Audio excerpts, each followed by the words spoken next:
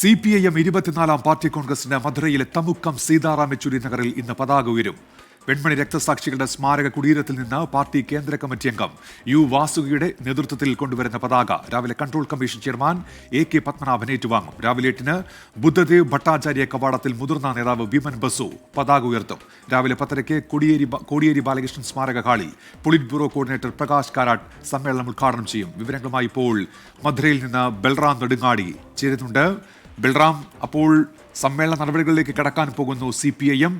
എങ്ങനെയാണ് ഇന്നത്തെ നടപടിക്രമങ്ങൾ? വിവരങ്ങൾ ബൽറാം.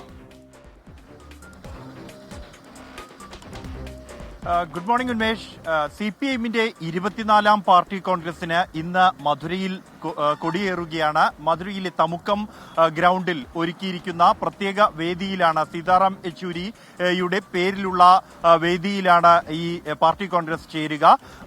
ഇതിൽ ഈ പാർട്ടി കോൺഗ്രസിന്റെ ആദ്യ പരിപാടി എന്നുള്ളത് വെൺമണി രക്തസാക്ഷികളുടെ കുടീരത്തിൽ നിന്നും കൊണ്ടുവരുന്ന ഈ ദീപശിഖ, അത് control commission chairman AK Padmanabhan ഏറ്റുവാങ്ങുക എന്നുള്ളത് തന്നെയാണ്. യു വാസുകി കേന്ദ്ര കമ്മിറ്റി അംഗത്തിന്റെ നേതൃത്വത്തിലാണ് ഈ ദീപശിഖ കൊണ്ടുവരുന്നത്. അതിനുശേഷം 8 മണിക്കാണ് പതാക ഉയർത്തൽ ചടങ്ങ് നടക്കുക. കഴിഞ്ഞ പാർട്ടി കോൺഗ്രസിൽ പാർട്ടിയുടെ പോളിറ്റ് ബ്യൂറോയിൽ നിന്നും വിരമിച്ച അല്ലെങ്കിൽ പ്രായപരിധിയെ തുടർന്ന് മാറിയ മുതിർന്ന നേതാവ് വിമൻ ബസുവാണ് ഈ 24-ാം പാർട്ടി കോൺഗ്രസിനുള്ള പതാക ഉയർത്തുക.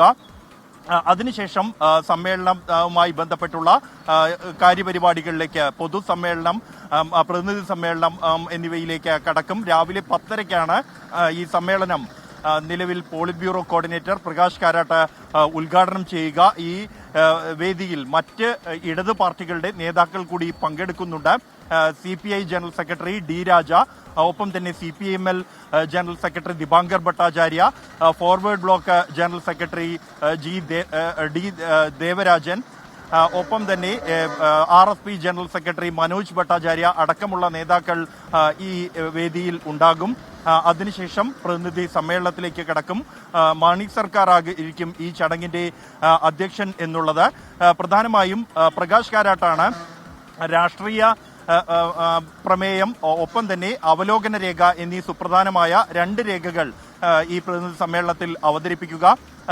ഇത്തവണ പാർട്ടി കോൺഗ്രസിൽ സാധാരണ നിലയിൽ രാഷ്ട്രീയ പ്രമേയം, അവലോകന രേഖ എന്നിവയിൽ ഈ രാഷ്ട്രീയ പ്രമേയം താഴെത്തട്ടിൽ ചർച്ച ചെയ്ത ശേഷം എത്തുന്നു. അവലോകന രേഖ എന്നുള്ളത് പാർട്ടി കോൺഗ്രസിൽ നേരിട്ടെത്തുകയാണ് പതിവ്. എങ്കിൽ ഇത്തവണ താഴെത്തട്ടിൽ ഈ അവലോകന രേഖയും ചർച്ചയ്ക്കായി പോയിരുന്നു എന്ന പ്രത്യേകതയുണ്ട്. അത്തരത്തിൽ വന്ന ഭേദഗതി നിർദ്ദേശങ്ങൾ ഉൾപ്പെടുത്തിക്കൊണ്ടുള്ള രേഖയാണ് അവലോകന രേഖയും. ഈ 2 രേഖകളും അതീവ പ്രാധാന്യത്തോടു കൂടി തന്നെയാണ് പാർട്ടി ഇത്തവണ കാണുന്നത് എന്നുള്ളതാണ്. പ്രത്യേകിച്ച് ദേശീയ സാഹചര്യത്തിൽ പാർട്ടി സ്വയം ശക്തിപ്പെടുന്നതിന് ആവശ്യമായ മാർഗങ്ങൾ രൂപീകരിക്കുക എന്നുള്ളത് തന്നെയാണ് ഈ പാർട്ടി കോൺഗ്രസിന്റെ മുഖ്യ അജണ്ട. അതിനുശേഷം ഈ സംഘടനാ രേഖ ഇത്തവണ പോൾ ബ്യൂറോ അംഗം BV രാഘവരുവായിരിക്കും അവതരിപ്പിക്കുക. ശരി, ബൽറാം നെടുങ്ങാടിയാണ് സമ്മേളന നഗരിയിൽ നിന്ന് വിശദാംശങ്ങൾ നൽകിയത്.